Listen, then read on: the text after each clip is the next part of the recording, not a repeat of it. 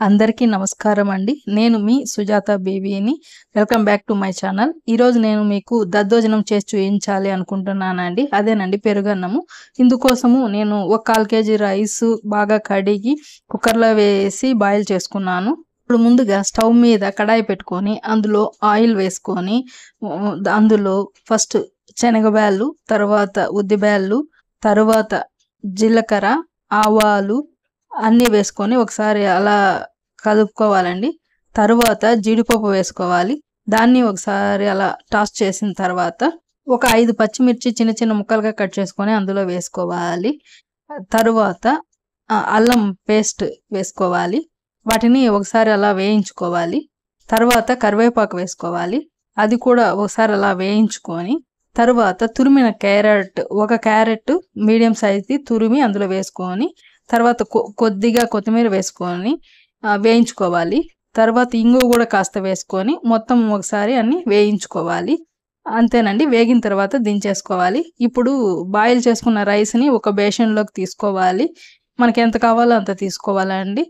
నేను ఒక 200 గ్రామ్స్ తీసుకుంటున్నాను. అందులో ఒక కప్పు పెరుగు, దాదాపు ఒక 70 గ్రామ్స్ పెరుగు వేసుకుంటున్నాను. సాల్ట్ ఒక 1/2 స్పూన్ వేసుకున్నాను. అవి మొత్తం ఒకసారి బాగా కలుపుకోవాలండి. ఎక్కడ ఉంటలు లేకుండా నీట్గా కలుపుకోవాలి. తర్వాత అదే కప్పుతో పాలు, ఒక కప్పు, చిన్న కప్పు అండి, అదే ఒక 70 గ్రామ్స్ పాలు వేసుకోవాలి. అవి కలుపుకున్న తర్వాత ఇందాక మనము ఫ్రై చేసి పెట్టుకున్న తిరగబాతని అందులో వేసుకోవాలి. ఇప్పుడు అవన్నీ బాగా మిక్స్ అయ్యేలాగా కలుపుకోవాలి. పాలు ఎందుకు వేసామంటే ఇప్పుడు ఒకసారి సాల్ట్ వేసుకోవాలండి దానికి సరిపడా. ఎందుకంటే వాటర్ కూడా వేస్తాము, అంత చిక్కగా ఏమి ఉండదు. ఇప్పుడు పూర్తిగా వాటర్ వేసుకొని అంతా ఒకసారి కలుపుకోవాలి.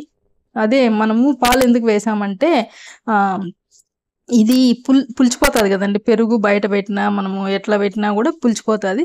అది పులియకుండా ఉండాలి అంటే పాలు వేసుకున్నామంటే మనకు అది ఈవినింగ్ వరకైనా అలాగే ఉంటుంది. మనం ఫ్రిడ్జ్లో పెట్టుకున్నా బయట పెట్టినా ఫ్రెష్గా నీట్గా పులవకుండా ఉంటుందండి. అందుకోసం. అంతేనండి, రెడీ అయిపోయింది దద్దోజనం. దాన్ని సర్వింగ్ ప్లేట్లో తీసుకొని వేయించిన జీడిపప్పు, క్యారెట్ తురుము, కొత్తిమీర, దానిమ్మ గింజలతో డెకరేట్ చేసుకుంటే ఎంతో టేస్టీ అయిన దద్దోజనము, కమ్మటి దద్దోజనము రెడీ అయినట్టేనండి. ఈ వీడియో మీకు ఎంతగానో ఉపయోగపడుతుంది అని ఆశిస్తున్నాను. ఈ వీడియో కనుక మీకు నచ్చినట్లయితే లైక్ చేయండి, షేర్ చేయండి, సబ్స్క్రైబ్ చేసుకోండి. Thank you so much.